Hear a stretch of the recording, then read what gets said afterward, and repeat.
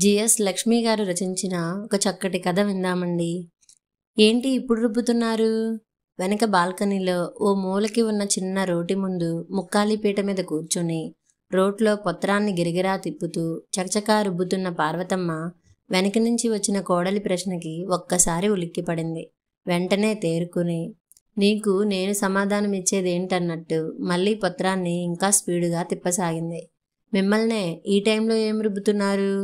ఓ అడుగు ముందుకేసి రోట్లోకి చూసిన సుభద్ర మొహం ఆశ్చర్యంతో విప్పారింది. ఇప్పుడు కందిపచ్చడి రుబ్బుతున్నారా? ఎందుకు? పార్వతమ్మ తొనకలేదు. మహా గంభీరంగా, అవును ఇప్పుడే. ఏం ఇప్పుడు కందిపచ్చడి రుబ్బుకోకూడదని ఎక్కడైనా రూలుందా? ఆహా అది కాదు, అది ఇప్పుడు ఎవరు తింటారు అని. కొబ్బరేసి క్యాబేజీ కూర చేశాను కదా. ఆ చప్పిడి కూరలతో నా కొడుకు కడుపు మార్చేస్తున్నావు. క్యాబేజీ కూడా ఓ కూరేనా? దాని మొహాన ఎంత పోపెట్టినా ఓ రుచా పచా చప్పగా ఏడుస్తుంది. వాడు అర్ధాకులతో లేవాల్సిందే. ఏదో ఈ మాత్రం కాలు చెయ్యి ఆడుతున్నాయి కనుక నా కొడుక్కి కాస్త హితవుగా కందిపచ్చడి చేసి విస్తట్లో వేద్దామని చేస్తున్నాను. దీనికి కూడా నీ పర్మిషన్ కావాలేంటి? దబాయింపుగా అన్న పార్వతమ్మ మాటలకి సుభద్రకి చిర్రెత్తుకొచ్చింది. హబ్బో, మీరే కన్నారు మహా కొడుకుని. మీ కొడుకేవి బాలాకుమారుడు కాదు. కూతురు పెళ్లి చేసి పంపించిన 60 ఏళ్లకి దగ్గరవుతున్న మనిషి. బీపీ షుగరు అప్పుడే ఒంట్లోకి చేరాయి. అవన్నీ చూసుకుంటూ నేను జాగ్రత్తగా ఆయనకి వండి పెడుతుంటే మీకే ఏదో మహా ప్రేమున్నట్టు ఈ రాత్రిపూట కందిపచ్చడి చేసి ఆయన విస్తట్లో వేస్తే ఆయనకి అరగొద్దు. తర్వాత ఏమైనా అజీర్ణం గట్రా పట్టుకుంటే ఎవడ పడతాడు బాధ? నేనేగా. అలాంటి అజీర్తి రోగేం కాదు నా కొడుకు. రాళ్ళు తిన్నా హరాయించుకోగలడు. నీకే ఎక్కడా లేని సూకరాలును పని చేయాల్సి వస్తుందని తినడం మానేసే నువ్వు కూడా నాకు చెప్పడమే. పార్వతమ్మ మాటలకి తిక్కరేగింది సుభద్రకి. మరే మేం సుకుమారులమే, అందుకే మాకు సూకరాలు. మీరంతా బండ మనుషులు, రాళ్ళు తిన్నా హరాయించుకుంటారు. నాకెందుకు ఈ అక్కర్లేని వెంపర్లాట? మీరు మీ కొడుకు చూసుకోండి. అయినా శుభ్రంగా మిషనుండగా ఈ రోటితో తంటాలు పడ్డం ఎందుకు? ఆనక ఒళ్ళు నొప్పులంటూ మంచమెక్కడం ఎందుకు? మూతి తిప్పుకుంటూ కొంగు నడుము చుట్టూ దోపుకుంటూ విసురుగా వంటింట్లోకి వెళ్ళిపోయింది సుభద్ర. మిషన్లో రుబ్బాలిట కందిపచ్చడి, మిషన్లో. ఈవిడగారింక చెప్పలేదనే కాబోలు నేను రోటి ముందు కూర్చుంటా. అయినా ఎద్దుకేం తెలుసు అటుకుల రుచని? రోట్లో రుబ్బే కందిపచ్చడి రుచి దీని మొహానికేం తెలుస్తుంది?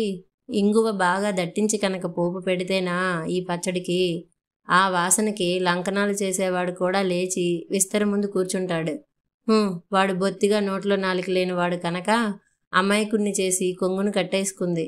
అది విస్తట్లో వేసింది తినటమే తప్పితే ఒక్కనాడైనా నోరు విప్పి ఇది చెయ్యమని దాన్ని అడిగాడా? వెర్రినాగన్న. ఏదో వాడు కడుపు నిండా ఏం తింటాడో తెలుసు కనుకనే అడగకుండానే అమ్మని కనుక ఇలా తంటాలు పడుతున్నాను. కనీసం ఈ పూటైనా వాడికిష్టమైన ఈ కందిపచ్చడితో బిడ్డ కడుపు నిండా తింటే చాలు. అవును, ఇంతకీ ఈ పూట ఇది అన్నం వండిందా రొట్టెలు చేసిందా? కందిపచ్చడి రొట్టెల్లో ఏం బాగుంటుంది అని నెమ్మదిగా గొనుక్కుంటూ కోడలు అన్నం వండిందో లేదోనని అనుమానం రాగానే గట్టిగా ఓ కేకెట్టింది పార్వతమ్మ. ఇదిగో పిల్ల, ఈ పూట రొట్టెలు చేయకు. అన్నం కూడా ఓ గుప్పెడు బియ్యం ఎక్కువ పడేయి. కందిపచ్చడుంటే వాడు 2 మెతుకులు ఎక్కువే తింటాడు. అత్తగారు పార్వతమ్మ పెట్టిన కేక విన్న సుభద్ర విసుక్కుంది.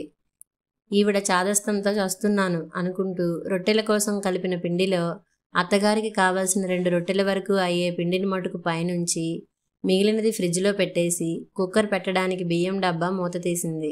హాల్లో రాఘవతో పాటు స్పీకర్ ఫోన్లో వీళ్ళిద్దరి సంభాషణ వింటున్న రాఘవ కూతురు సరోజ పక్కున నవ్వింది.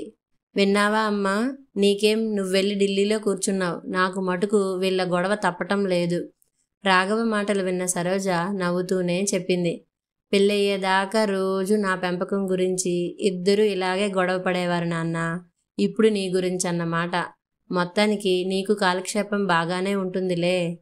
ఏం చేస్తామమ్మా, ఇద్దరూ ఇద్దరే. ఇద్దరికీ నువ్వన్నా నేనన్నా మమకారమే. ఎవరి పద్ధతిలో వాళ్ళు దాన్ని చూపించుకోవడానికి చేసే ప్రయత్నమే ఇది అంటూ తేల్చేశాడు రాఘవ. సరే నాన్న, ఇంకివాళ కుదరదులే కానీ రేపు మాట్లాడతాలే వాళ్ళిద్దరితో అంటూ ఫోన్ పెట్టేసింది సరోజ. రాఘవ తీరుబడిగా కూర్చొని టీవీలో క్రికెట్ చూడడం మొదలెట్టాడు.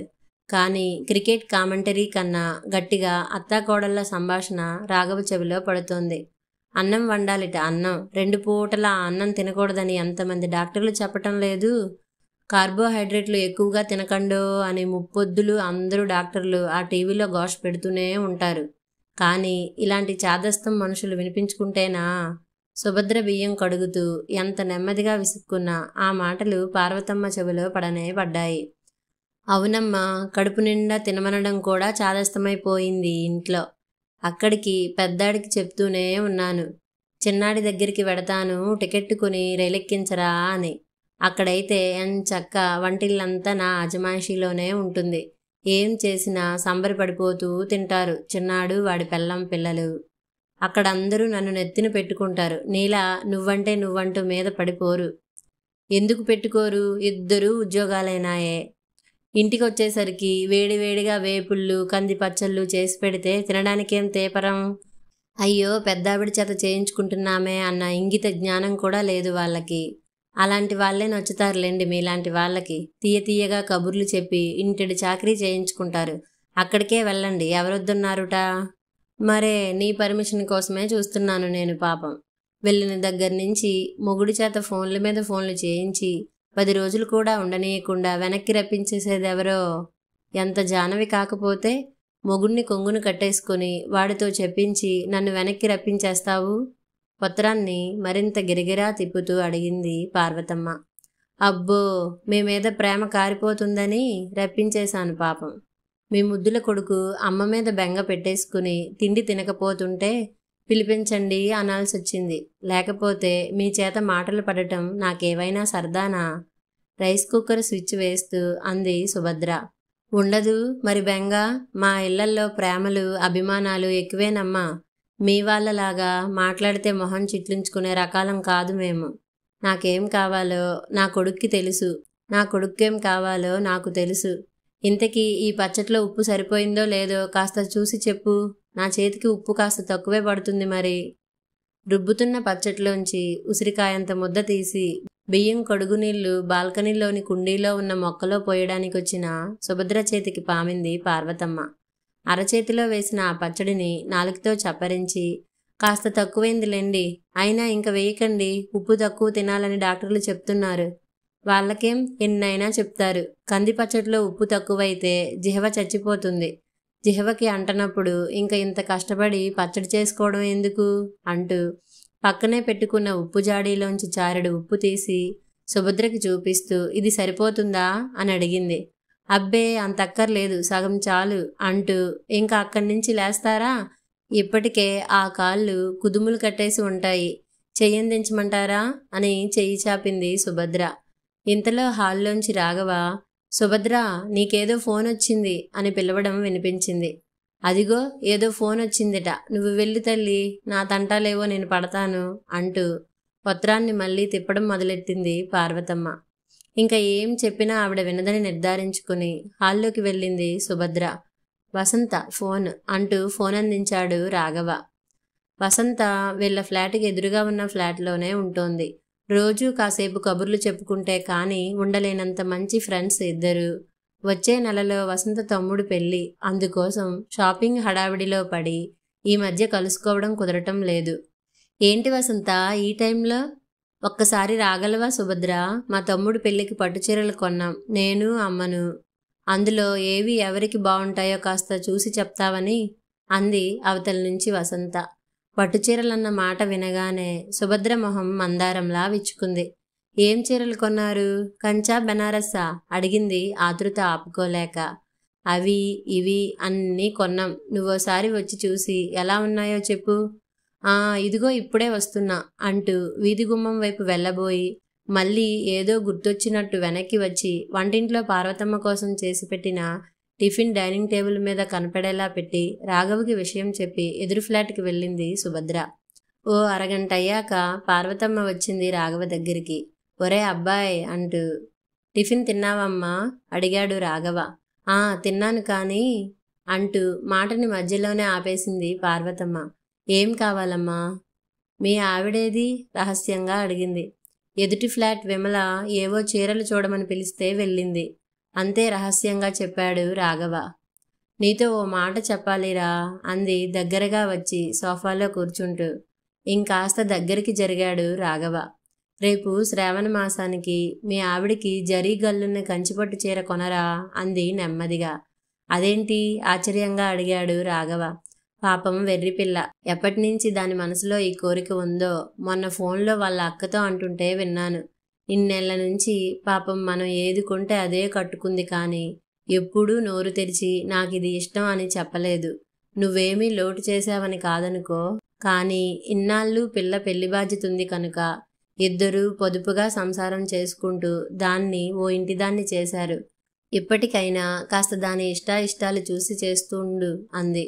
అలాగే అమ్మా అన్నాడు రాఘవ గొంతు నిండుగా. సరేరా, అయితే నేనింక పడుకుంటాను. కందిపచ్చడి చేశాను, మర్చిపోతుందేమో వేయడం.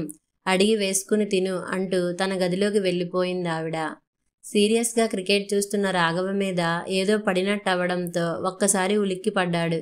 తీసి చూస్తే అదేదో ఆయింట్మెంట్. గబుక్కున వచ్చి దాన్ని అందుకుంది సుభద్ర. అయ్యో చూడలేదండి, ట్యూబ్లో ఇంకేమీ లేదని పక్కన పడేస్తుంటే పొరపాటున మీ మీద పడింది. నువ్వెప్పుడొచ్చావు వసంత వాళ్ళింటి నుంచి అడిగాడు రాఘవ. ఇందాకనే వచ్చాను.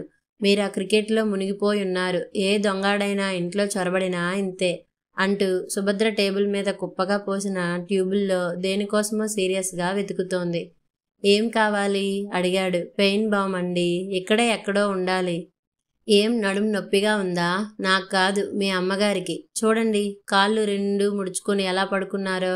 ఒంట్లో ఓపిక లేకపోయినా ఆ చిన్న ముక్కాలి పీట మీద కూర్చొని ఇప్పుడు ఆ కందిపచ్చడి రుబ్బకపోతేనేం? ఇంతోటి రుచి మిక్సీలో వేస్తే రాదుట. చాదస్తం కాకపోతే మీరైనా చెప్పొచ్చుగా. అబ్బే, గుళ్ళో విగ్రహంలా అన్నీ వింటూ అలా కూర్చుంటారు తప్పితే పెదవి మెదపరుగా అంటూ అటు పక్కన దొరికిన పెయిన్ బామ్ ఆయింట్మెంట్ ట్యూబ్ పట్టుకుని పార్వతమ్మ గదిలోకి వెళ్ళిన సుభద్ర మాటలు అక్కడి నుంచి హాల్లో ఉన్న రాఘవ చెవిలో కూడా పడ్డాయి. ఓసారి కాకపోతే ఓసారైనా చెప్పిన మాట వినాలి. మీరేమైనా బాలాకుమారి అనుకున్నారా రోట్లో కందిపచ్చడి రుబ్బేయడానికి? ఆ కాళ్ళు ఇలా చాపండి, కాస్త మందు రాస్తాను. రోజు రోజుకి మీ చాదస్తంతో చస్తున్నాను. ఇప్పుడు మీ అబ్బాయి ఆ కందిపచ్చడి తినకపోతే వచ్చే నష్టమేమిటో. ఏం చేస్తాం, నాకు తప్పుతుందా? పెద్దవారు అలా కాళ్ళు మునగదీసుకు పడుకుంటే ప్రాణం ఉసూరు మనదు. ఇదిగో ఇప్పుడే చెప్తున్నాను, మీరు మళ్ళీ ఇలాంటి బండపనులు జోలికెడితే మటుకు నేను మా పుట్టింటికి వెళ్ళిపోతాను. మీరు మీ అబ్బాయికి కందిపచ్చడే రుబ్బు పెట్టుకుంటారో కందా బచ్చలే చేసుకుంటారో మీ ఇష్టం. ఆ మాటలను వింటున్న రాఘవ ఈ అత్తాకోడళ్ళకి తను తన కూతురి కన్నా వాళ్ళల్లో వాళ్ళకే ఒకరంటే ఒకరికి మహా మమకారం అనుకుని నవ్వుకున్నాడు. కథ సమాప్తం.